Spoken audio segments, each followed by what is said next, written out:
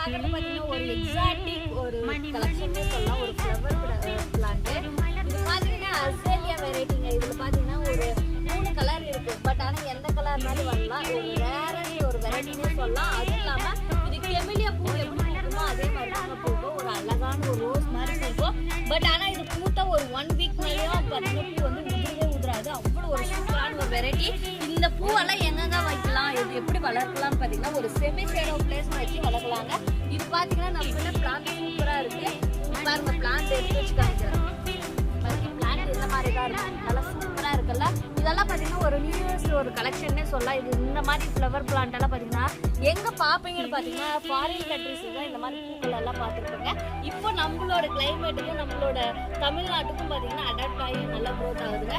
இந்த மாதிரி பூ கலெக்ஷன் எல்லாம் பார்த்தீங்கன்னா நல்ல ஒரு 1 வீக் 2 வீக்ஸ் பார்த்தீங்கன்னா பூ வந்து உதிரவே உதிராது. அவ்வளோ ஒரு